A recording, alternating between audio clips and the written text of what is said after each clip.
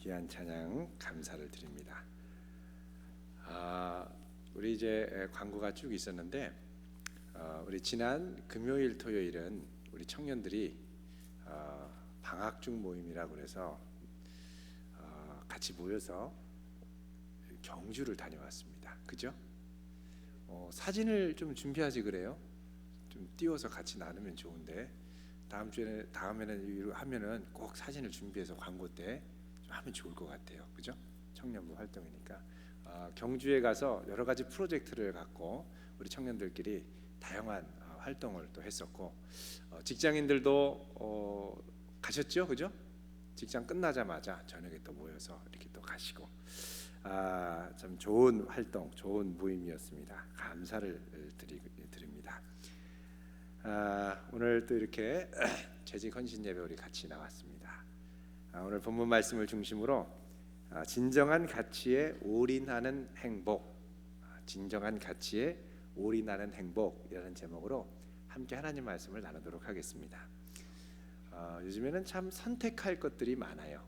그래서 뭘 하나에 진득하게 올인하고 헌신하고 뭔가를 깊이 이렇게 붙들고 나아간다는 것이 참 쉽지가 않습니다. 뭐 가만히 앉아서 책을 보려고만 해도 그렇습니다. 스마트폰에 자꾸 알림 소리가 나지요, 이런저런 소리가 나지요. 참 어렵습니다. 그래서 무엇인가에 깊이 올인할 수 있다는 것, 쉽게 얘기하면 몰입할 수 있다는 건 커다란 행복이고 특권입니다. 몰입하지 않으면 사실은 무언가 열매를 맺으려면 몰입이라는 것이 필요합니다. 깊이 몰두하고 빠져들어야 거기서 열매가 나타나는 거죠. 빠져 있지 않는데 열매가 나타나기가 쉽지 않습니다. 그러면 중요한 것은 과연 내가 몰입하고 빠져들 만한 것이 무엇이냐라는 것입니다. 오늘 본문 제목이 이제 설교 제목이 진정한 가치에 올인하는 행복인데 올인하려면 대상이 정확하게 무엇인지 알아야 됩니다. 전에 어떤 도둑이 영국에서 여러분 그 헨리 무어라고 하는 유명한 조각가가 있습니다.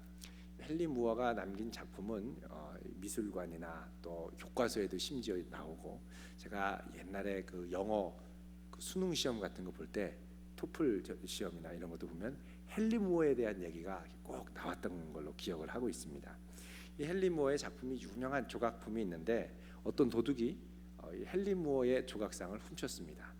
그런데 헨리 무어의 조각상인 줄 모르고 그냥 집안에 있는 무슨 마당의 장식품인 줄 알고 훔쳤어요. 이거를 훔쳐가지고 내다가 팔았는데 얼마에 팔았냐면 8만 원에 팔았습니다. 팔다가 또 붙잡혔어요. 참 기술도 없죠. 붙잡혀가지고 경찰이 와서 조사했더니 그 8만 원에 내다 팔았던 조각상의 가치가 얼마인가 그 전문가에게 감정을 의뢰했습니다. 그랬더니 이게 얼마냐면 8억 7천만 원이래요. 8억 7천만 원짜리를 이 도둑이 가치도 모르고 그냥 8만 원에 팔은 거예요. 여러분, 가치라는 건 눈에 매겨진 가격표가 아닙니다. 요즘에는 편하게 가격표가 매겨져 있죠. 상품은 가격표가 매겨져 있어요. 그러나 정말 가치 있는 건 가격표가 매겨져 있지 않습니다. 부르는 게 값인 거예요. 그러면 가격표가 매겨지지 않은 우리의 삶 가운데 정말 가치 있는 것들은 가격표가 매겨지지 않은 채로 우리 삶 어디엔가 있는데 오늘 말씀해 보면 감추어진 보화라고 그러죠. 일상생활에 늘 눈을 뜨고 지나다니는데 그 가치는 감추어져 있다라는 거예요. 그래서 감추어진 그 가치가 얼마나 귀하고 소중한 것인가를 발견하는 사람은 그 가치를 발견하면 가면이 있지 않는다는 거죠. 완전히 올인해서 거기에 내 모든 걸 다 걸고 빠지고야 마는데 내 모든 걸 다 걸고 거기에 목숨 걸고 달려들고야 마는데 많은 경우의 문제는 가격표가 없기 때문에 가치가 얼마나 되는 것인지를 모른다라는 것입니다. 우리는 보통 그 가치가 얼마나 소중한 가치인가를 보기보다는 겉으로 드러난 결과, 현상에 집중하기가 참 쉽습니다. 요즘에 이 이상화 선수가 쓰고 다녔던 이 선글라스가 유행이라고 그럽니다. 왜 유행이냐? 선글라스가 멋있어서 유행이냐? 그게 아니에요. 이상한 선수가 금메달을 탁 따고 나온 다음에 많은 관중들이 와 환호성을 하니까 그 선글라스를 벗어서 어디에 놨냐면 자기 허벅지에 딱 꽂은 거예요. 꿀벅지라고 그러죠. 워낙 두꺼우니까 허리, 여러분 뭐 24인치라면 개미허리라고 그럽니다만 이상하 선수의 이 허벅지가 23인치에서 막 부풀어질 때는 한 25인치까지 간다고 그러죠. 25인치. 아마 날씬한 우리 청년들 허리는 될 거예요. 이따만한 이만기 선수만한 이 허벅지에다가 선글라스를 딱 끼고 태극기를 막 이렇게 들면서 이렇게 간 거죠. 그 허벅지에 꽂힌 선글라스를 보고 와 많은 사람들이 막 열광을 하더니 그 선글라스가 동락됩니다. 그 선글라스가 빛을 발하면 어떻게 해야 되느냐? 이제 햇빛 나는 여름에 나가가지고 딱 쓰고 다니다가 밖을 한번 볼까 하고 딱 빼가지고 여러분 허벅지에 꽂아야 돼요. 그래야 멋있는 건데 이게 이제 얼마나 이제 꽂혀질까? 이제 그건 좀 봐야 돼요. 근데 많은 사람들이 이렇게 열광한 건 뭐냐? 그렇게 두꺼운 허벅지에 꽂았던 선글라스가 멋있어 보인다는 거죠. 그런데 그 허벅지의 가치를 알려면 어떻게 해야 되느냐? 그 밑에 새겨진 이 발바닥에 있는 뚝살을 봐야 됩니다. 많은 언론에서 이 발을 봤잖아요. 영광스러운 경기, 영광스러운 선수의 발은 항상 고난이 있어요. 이상한 선수의 발도 보면 막 뚝살로 하얗게 되어 있습니다. 여러분, 이 뚝살이라는 게 뭐냐? 헌신의 강도. 정말 가치 있는 것을 위하여 내가 내 대가를 집어 던진 그 결과가 바로 이 뚝살이라는 것입니다. 근데 이 가치 있는 것에 완전히 이제 빠져들어야 되는데, 자, 김연아 선수도 스케이트를 했죠. 17년간 올인했던 스케이트, 정말 다리가 뭐 만신창이가 됐습니다. 근데 이렇게 올인한 스케이트, 이제 이 스케이트가 이제 끝났어요. 스케이트 빠이빠이. 자, 그럼 이제 20 이제 한 5살쯤 됐으니까 20대 중반 정도까지 정신없이 올인했던 모든 것들이 여기서 이제 끝나는 거예요. 그 다음엔 또 다른 것들을 찾아 나서야 되는 거예요. 또 다른 뭐요? 정말 내 인생을 감동하게 하고 흥분하게 하고 스케이트처럼 올인하게 했던 무엇인가를 찾아 나서야 되는 거예요. 그걸 찾지 못하면 어떻게 되느냐? 그 다음부터는 인생의 방황이 시작된다는 것입니다. 오늘 말씀에 보면 감추인 보화를 찾는다고 그랬습니다. 보화라는 건 보석이라는 것인데, 보석, 보화의 특징이 있습니다. 그건 뭐냐? 세월이 지나도 그 가치는 변하지 않는다는 것입니다. 이 세상에 있는 많은 가치 있는 것들이 있죠. 우리 젊은 청년들에겐 지금 직장이 가치가 있는 것입니다. 또 어떤 이들에게는 자녀가 가치가 있습니다. 또 어떤 이들에게는 돈이 가치가 있습니다. 여러 가지 가치 있는 것들이 있는데 중요한 건 뭐냐? 그것의 유효기간, 유통기한이 얼마나 되느냐가 중요하다라는 거예요. 직장을 해서 막 하면 좋은 것 같은데 이 직장은 영원히 가지 않죠. 어느 정도 되면요, 여러분이 더 다니고 싶어도 직장에서 이제 그만 다니라고 그럽니다. 그럼 내가 온몸을 쏟아서, 여러분 많은 이 50대 남자, 60대 이 남성들이 이제 직장을 그만두고 나면 너무너무 외로워지고 우울증에 걸린다고 그러죠. 왜 그렇습니까? 직장에서 밤낮 가리지 않고 내 시간과 열정을 다 쏟아서 올인했는데 결과가 뭐냐? 조직으로부터 걷어차임을 당했다라는 느낌이 든다는 거예요. 그 사이에 아내와 자녀들과 이야기를 충분히 하지 못하고 대화를 충분하지 못하니까 집에 와도 아빠를 꼬다는 보리자루 취급을 하고 아빠를 귀찮은 존재로 생각하고, 우리 청년들은 아빠한테 사근사근 말을 잘 하시기를 바랍니다. 아빠한테 얘기 잘 하셔야 돼요. 잘 해드려야 돼요. 여러분, 이 유통기한이 길지가 않아요. 그 이제 올림픽 선수들은 정말 10년, 적어도 뭔가의 일가에 이제 한 분야의 두각을 나타내면 10년 이상을 쏟아야 되는데, 이 이후에 가치 있는 것을 어떻게 발견할 것인가가 정말 중요한 과제가 됩니다. 이거를 발견하지 못하면 그 다음부터는 많이 헤매게 돼요. 여러분, 오늘 본문 말씀에 뭐라 그러냐면 너희 인생에 감춰진 보화가 있는데 그 감춰진 보화가 뭐냐? 천국이라고 얘기를 하고 있습니다. 이 천국이라는 것은 뭐냐? 우리가 죽고 나서 주님 앞에 가야 할 것도 천국이지만 이 땅 가운데 누려야 할 것이 바로 천국인 것입니다. 천국은 뭐냐? 이 땅 가운데 하나님의 다스리심, 하나님의 통치하심을 맛보고 그분과 동행하며 사는 것이 천국이라는 거예요.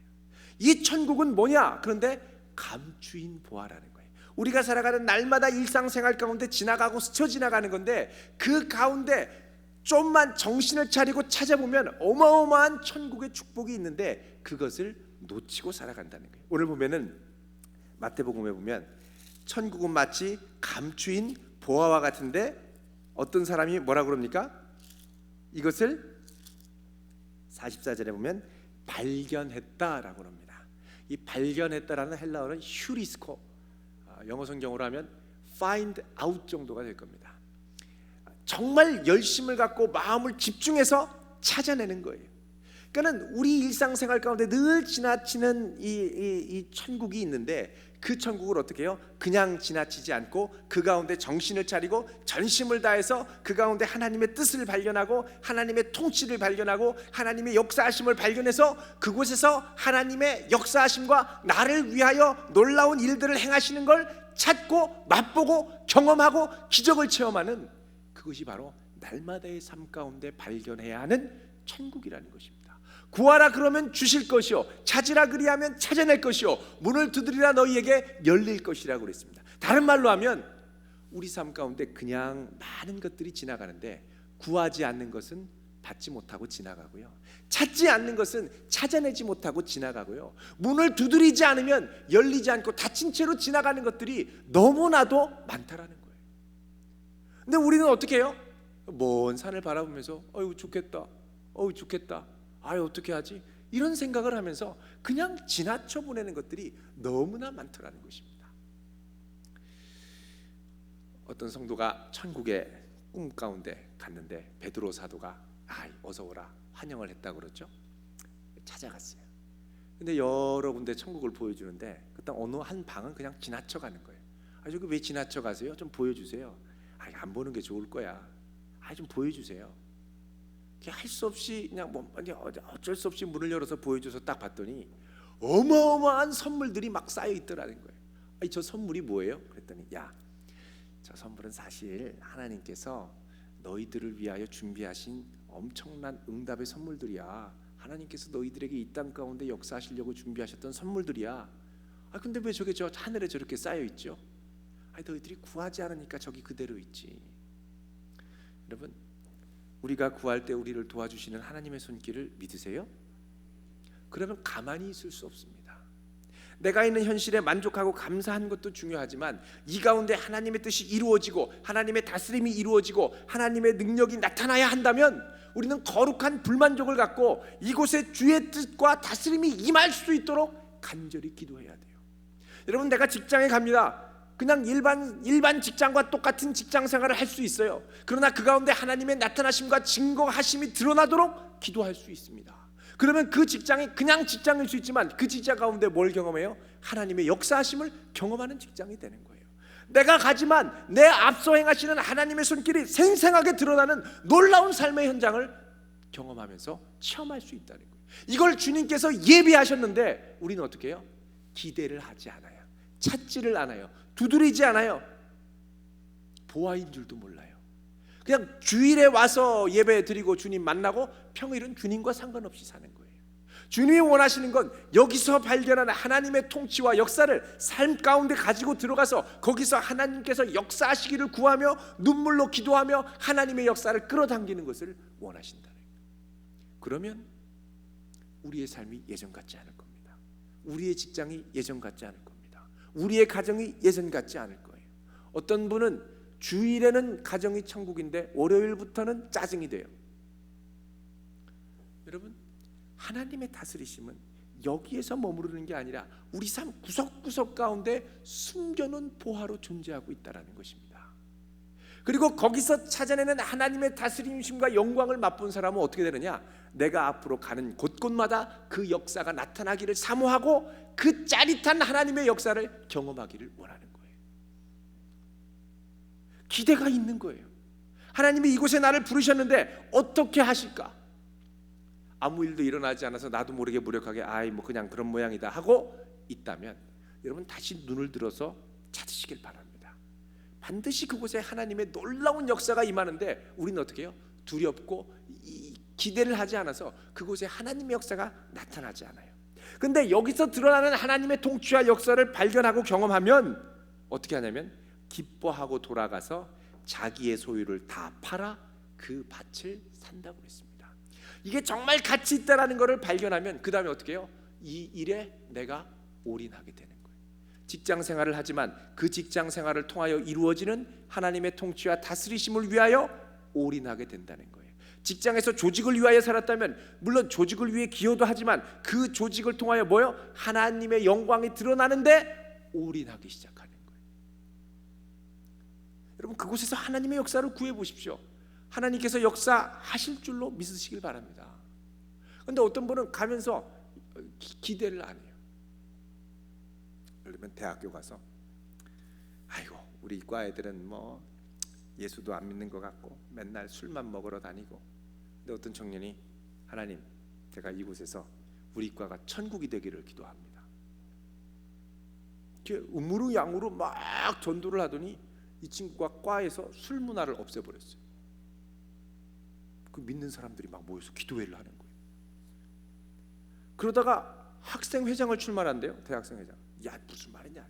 아니다. 이곳에 하나님의 통치가 임해야 된다. 그러더니 처음으로 비운동권 출신 중에 학생회장으로 당선됐어요. 그게 연세대학교 최초의 비운동권 학생회장입니다. 아주 믿음이 좋은 친구. 옛날에 여러분 내가 있는 그곳이 여태까지 지나가고 다른 사람들도 다 그렇게 했다고 해서 그것으로 끝내야 된다고 만족하지 마시길 바랍니다. 여전히 하나님이 나를 통하여 하나님의 나라와 통치를 이루실 비전을 갖고 있음을 믿으시기 바랍니다. 그 있는 곳에서 나는 어떻게 되느냐? 하나님 이곳에 하나님의 뜻이 이루어지길 원합니다. 이곳에 하나님의 통치가 임하기를 원합니다. 내가 있는 이곳을 통하여 많은 이들이 주님을 알고 느끼고 경험하고 인정하고 돌아오기를 원합니다. 이게 있어야 되는 거예요. 근데 이것이 없고 그냥 살면 무력하게 하나님은 주일만 경험하게 되는 거예요. 그 주님은 온 세상을 통치하고 다스리시는 하나님입니다.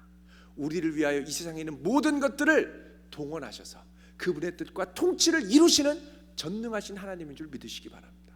그럼 이 비전을 갖고 가야죠. 그러니까 하나님의 비전을 갖고 삶의 현장으로 가야지. 조직의 비전을 갖고 어쩔 수 없이 나는 할 수 없어 이렇게 자꾸 타협을 하면 그 다음에 어떻게 돼요? 하나님의 뜻이 믿음에 자꾸 걸려서 막히는 거예요. 믿음이 있어야 돼요. 나를 통하여 주여 이루어 주옵소서, 주의 영광을 위하여 달려가길 원합니다. 막 가야 되는 거예요. 근데 여러분 그렇게 되면은 조직에서 뭐라 그러냐? 또라이라고 얘기를 합니다. 얘는 우리랑 조금 다른 것 같아. 열심히 하긴 하는데 뭐 좀 다른 것 같아. 그러면 좀 지나면 어떻게 되냐면 하나님이 그런 비슷한 또 다른 또라이를 붙여주시는 줄 믿으시기 바랍니다. 그런 비슷한 또라이 둘이 뭉치면 어떻게 되는지 아세요? 그 조금씩 조직이 이상해져요. 그리고 마침내 또 다른 또라이 셋이 뭉치면 그 다음에 또라이들 옆에서 춤추는 친구들이 생기기 시작합니다. 그리고 믿는 사람들이 붙으면서 그 지역이 놀랍게, 그곳이 놀랍게 변하기 시작해요. 그러니까 우리한테 필요한 건 뭐냐? 처음에 다른 사람들이 손가락하고 또라이라고 얘기할 때 얼굴 빨개져도 열심히 춤을 출 수 있는, 미친 듯이 춤을 출 수 있는 첫 두 사람이 필요해요. 그러면 그 다음부터 바뀌기 시작해요. 순교자들이 그런 사람들입니다. 예수 이름 앞에 하나님의 통치를 인정하고 끝까지 나아간다고 할 때 한두 사람이 죽어나가면서 그 다음에 모두 죽겠다고 따라 나와요.